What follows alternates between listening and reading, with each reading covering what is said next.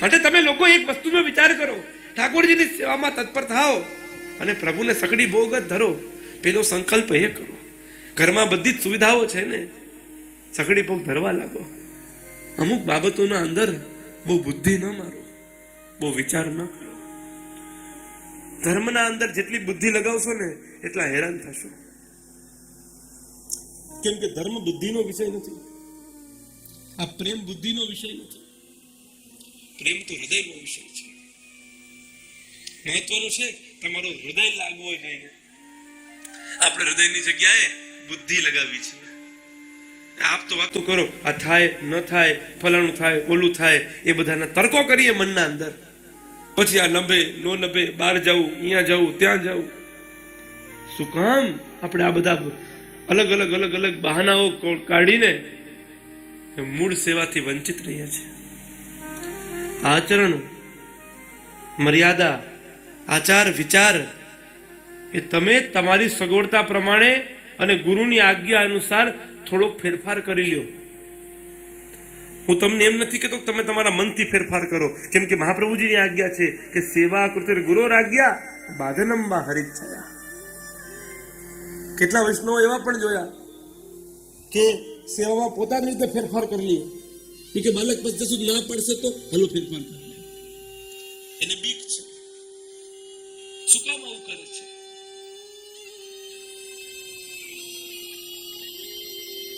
હવે એક વૈષ્ણવ મારે એને ઠાકોરજીને ટમેટા ધરવાનો બહુ શોખ. કે અમને ટમેટા વગરની દાળ ના ભાવે.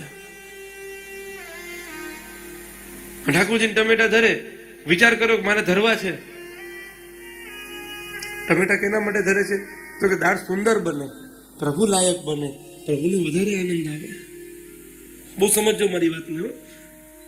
એના મનના અંદર ભાવ એવો છે, એવું નહીં કે મારે જ ખાવું છે. એને એમ થાય ઠાકોરજીને આવી હાવ દાળ સાદી સાદી, આપણે પાછા ટમેટા નાખીએ કે ઠાકોરજીને આવી સાદી દાળ ધરું મારા પ્રભુને. અને મારા પાસે આવે તો એને મનમાં એવો મનના અંદર એવી બીક છે, કદાચ હું એમ કહીશ કે ના ટમેટા પ્રભુને ન ધરાય, ભાવા ના પાડી દે તો ફસાઈ ગયા.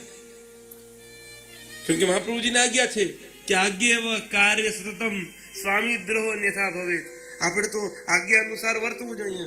જો આજ્ઞાનું પાલન ન કરીએ તો સ્વામી દ્રોહ કર્યો કહેવાય. આજ્ઞાનું પાલન તો કરવું જ પડે.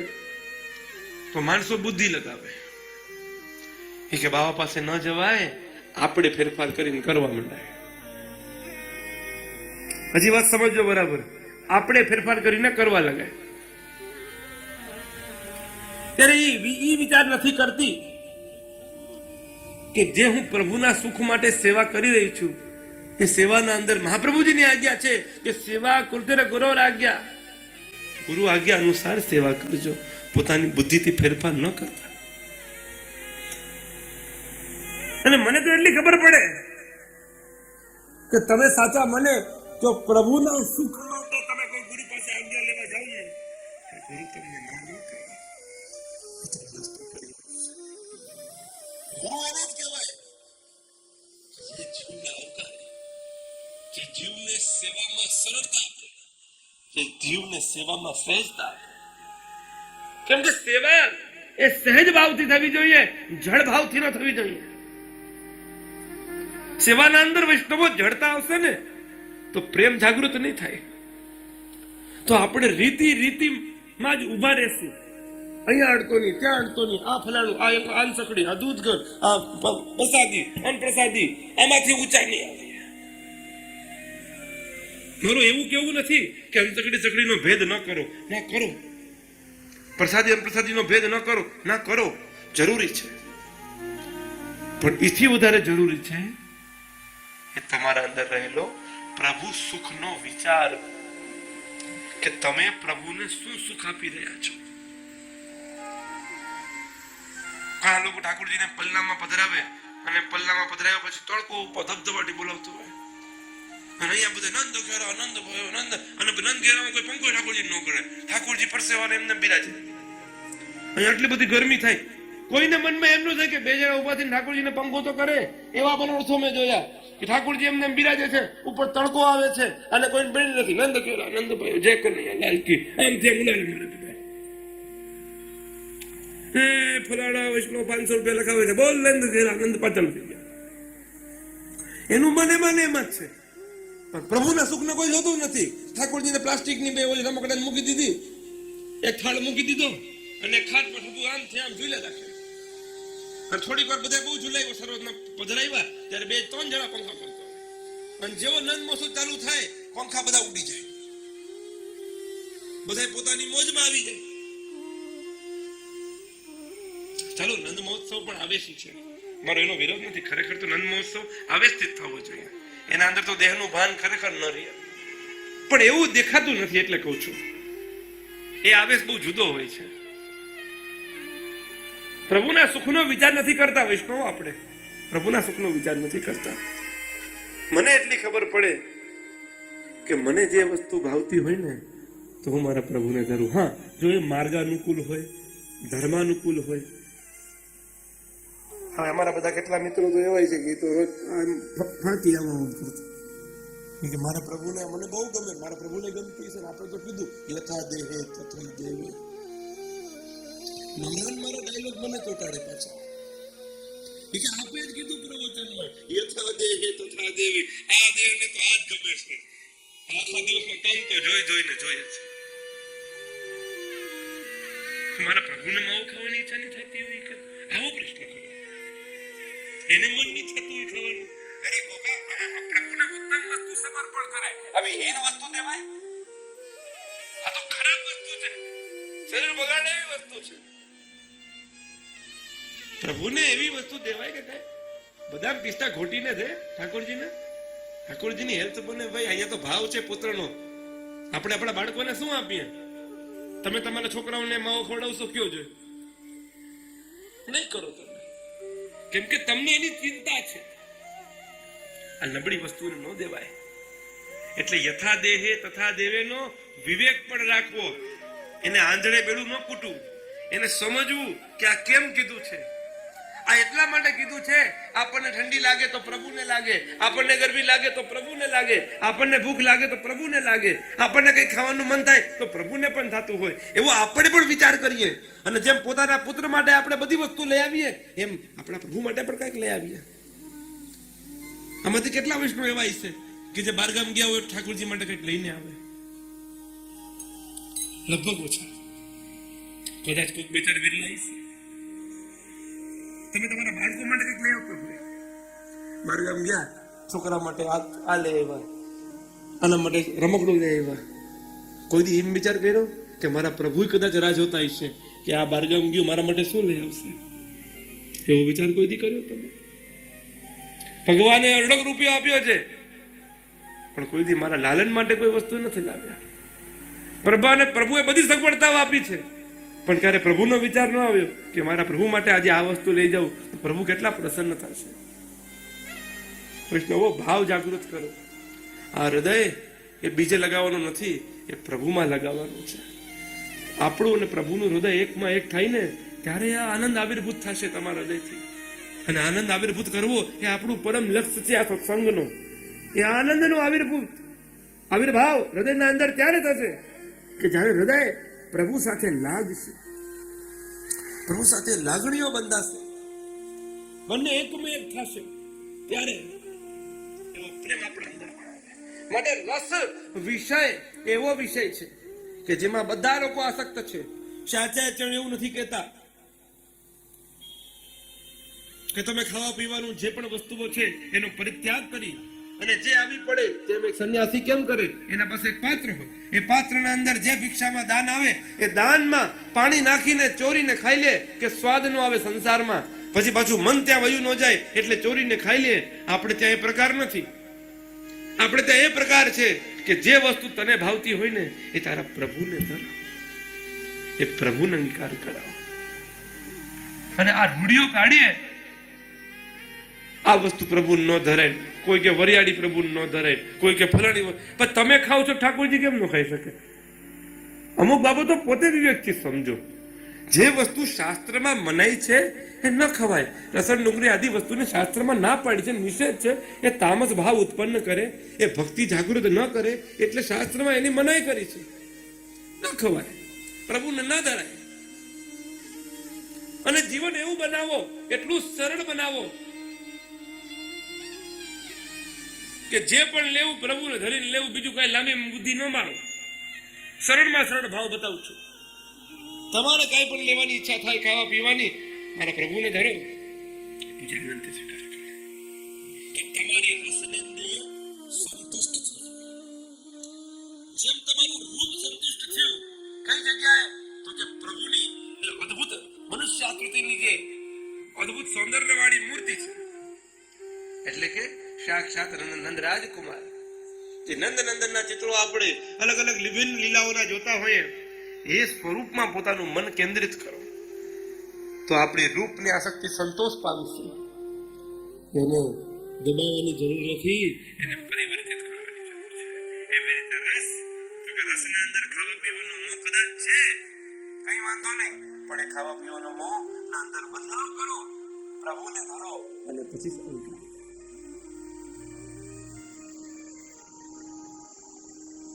અહીંયા સમજવાની વાત એ છે કે જે પણ ખાવું પ્રભુ વિચાર કરાવે.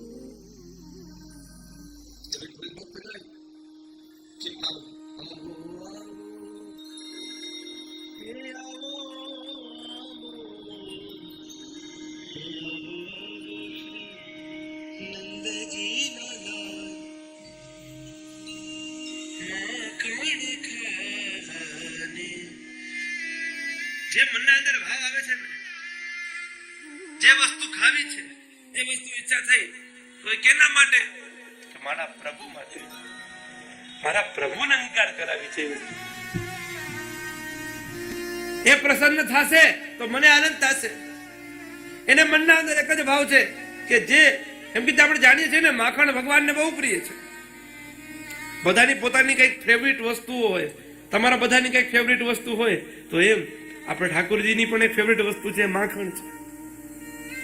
એ માખણ પ્રભુને ખૂબ પ્રિય છે. કેમ કે માખણ શું કામ પ્રિય છે? એના અનેક કારણો છે. પ્રભુને માખણ જેવું હૃદય ગમે, મઠડી જેવું ન ગમે. હૃદય માખણ જેવું કોમળ હોવું જોઈએ કે આ મડો ને ખાડો પડી જાય. હૃદય આપણું એવું, એટલી કોમલતા આપણા હૃદયના અંદર હોય ને, તો એ ભાવ આવે આપણા અંદર. એટલે ભગવદીઓ ખૂબ સુંદર ગાય, અને અંદર ભાવ એવો કરે છે, કનક કટોરા માખણ ભર્યા અને મિશ્રી મેલી અપાર. આ જે પાત્રોની વાત છે ને, એ એટલા માટે કે પ્રભુ ઉત્તમ થી ઉત્તમ વસ્તુના ભોગતા છે. સુવર્ણ ઉત્તમ કહેવાય, એટલે સુવર્ણના પાત્રમાં આ વસ્તુ સજાવીને રાખી છે. પ્રભુને પણ પ્રલોભન છે કે શ્રેષ્ઠ વસ્તુમાં પ્રભુને સમર્પણ કરીએ. કનક કટોરા માખણ ભર્યા અને મિશ્રી મેલી અપાર. આ મિશ્રી શું છે? એ આપણો ભાવ. એટલો બધો ભાવ એના અંદર મળાવ્યો છે. કેટલો? તો કે અપાર. એ ભાવનો કોઈ માપ નથી. એ ભાવ એટલો બધો મળાવ્યો છે એ માખણના અંદર. ત્યારે કનક કટોરા માખણ ભર્યા અને મિશ્રી મેલી અપાર. અને શું કરે છે? તો કે ઊભી રહી વાટરડી જોઉં છું. ત્યારે એ પોતાના મંદિરના બારે ઊભી રહીને એ પ્રભુની પ્રતીક્ષા કરી રહી છે. શું? ક્યારે આવે નંદલાલ? શું કરવા? તો કે માખણ ખાવાનું. આ મનના ભાવો ભક્તોના છે, એ જ ભાવ આપણા અંદર પણ જાગૃત થવો જોઈએ. એટલે આગળ જોઈએ છે, ઠાકોરજી જાણે છે કે આ ભક્તનો ભાવ શું છે, પણ છતાંય ભગવાન એના સાથે ક્રીડા કરવા માટે એક વ્યંગ વચનો કહે છે. જેમ ભાગવતજીના અંદર જ્યારે ભગવાને વેણુનાદ કર્યો, અને વેણુનાદ કર્યા પછી પ્રત્યેક ગોપીજનો પોતાના ઘરના સગળા કામકાજો મૂકીને એ ઠાકોરજીના વેણુના નાદ તરફ દોડતા આવ્યા, અને આવીને પ્રભુને વિનંતી કરી મહારાજની. અને પ્રભુએ નિષેધ વચનો કહ્યા. એ નિષેધ વચનો કહીને પ્રભુએ બધાને પાછા વાળ્યા. કારણ કે આજ તો ભગવાનની વિરુદ્ધ રમાશે લીલા છે. એક તરફ ભગવાન બોલાવે પણ ખરા અને પાછા ત્યાગના વચનો પણ કહે છે. માફ કરજો, પાછા દૂર જવાના નિષેધના વચનો પણ કહે છે. ભગવાન ભક્તોનો ભાવ જોવે છે. કેમ કે જો નાનો પાડો તો એ લીલા થાય કેમ, એ પીડા થાય કેમ? જ્યારે કોઈ નિષેધ નથી તો પછી એનો આનંદ કેમ? આપણે ત્યાં જોવું ને કે માન, સ્વામિનીજી અને પ્રભુ બંને એકબીજાને માન પણ કરે. જો માન હોય નહીં તો મનાવાની મજા છે. રાત્રિ હોય જ નહીં તો દિવસના આનંદની ખબર કેમ પડે?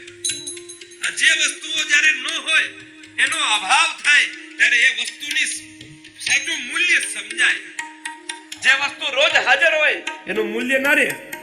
એટલે પ્રભુ જ્યારે કોઈ વસ્તુની ના પણ પાડતા હોય, તમે આટલી સેવા કરતા હોય અને પ્રભુ અનુભવ ન પણ કરાવતા હોય તો બી ઘણીવાર એ તરફ લઈ જવા માટે જ પ્રભુ અનુભવ નથી કરાવતા.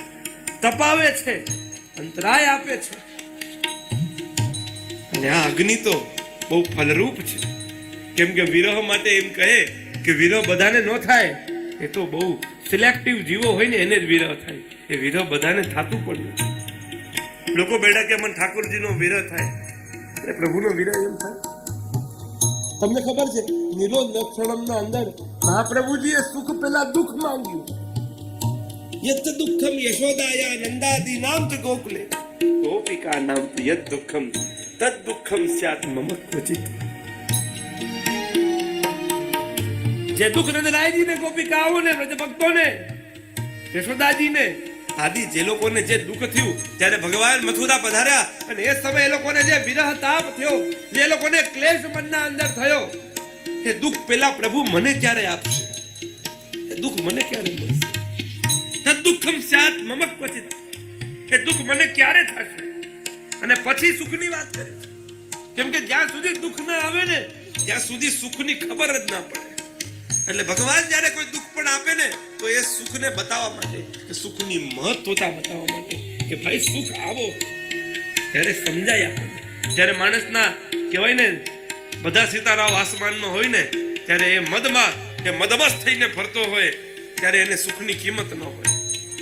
જે માણસ પાસે અપાર ધન આવી ગઈ હોય ને, ખૂબ પૈસા આવી ગયા હોય ને ત્યારે ધનની કિંમત ન રહે એને.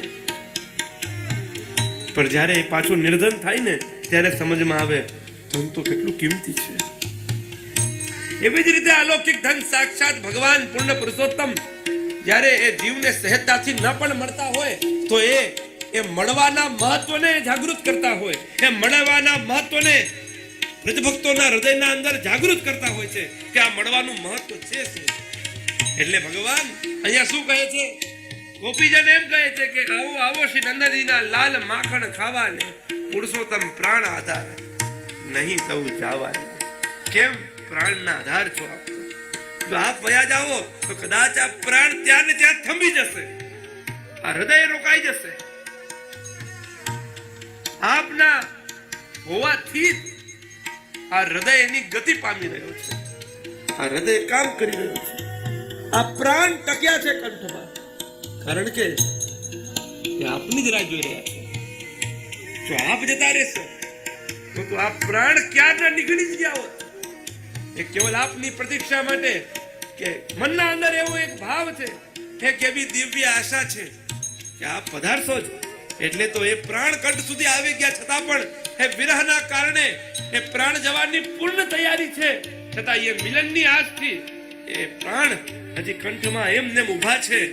હજી ઈચ્છા છે કે ના, હજી પ્રભુ પધારશે અને મારા ઉપર કૃપા વૃષ્ટિ કરશે, મને કૃપાનું દાન કરશે. અરે પ્રભુ એ જીવની પરીક્ષા કરવા માટે નિષેધ વચનો પણ કહે છે. શું કહે છે?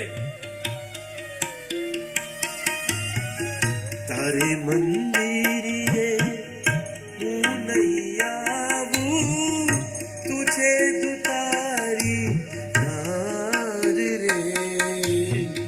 તારે મંદિરે હું નહીં આવું, તુજે દુતારી નાર રે. તારે મંદિરે હું નહીં આવું, તું છે ધુતારી નાર. તું તો ખોટાડી છે. કેમ ખોટાડી છે? શું કરે છે તું? તો કહે છે આગળ તું તો મુજને એમ કહીને તું તો મુજને એમ કહીને ઉડા ચડાવે આડ નહીં દઉં જાવા હે સખી કુડા ચડાવે આડ નહીં દઉં મને બોલાવીને પછી બારણું બંધ કરી દે. મને ખબર છે તારી લીલાઓ. હું તારી બધી જ ક્રીડાઓથી વાકેફ છું. હું તારા મંદિરે નહીં આવું, કારણ કે તારે મંદિરે હું નહીં આવું. તું ધુતારી નાર છો. કેમ ધુતારી નાર? તું તો મુજને એમ કહીને પેલા મીઠી મીઠી વાતો કરશે. તું તો મુજને એમ કહીને કુડા ચડાવે આવે નહીં દઉં જવા દે. અને આ બધું સાંભળીને એ ગોપીનું હૃદય ભરી આવ્યું. એના મનના અંદર પ્રેમ જાગૃત થઈ ગયો અને એ અશ્રુપાત કરવા લાગ્યો. અશ્રુપાત કરતા કરતા આગળ કહે છે,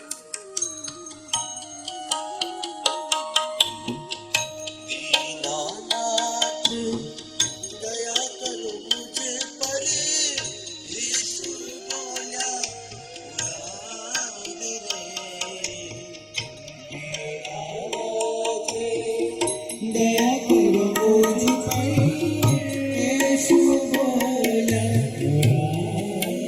ગોપીજન કહે છે કે દીનાનાથ યેસુ બોલ્યા, દયા કરો મુझ પર. યેસુ બોલ્યા મુરાર રે.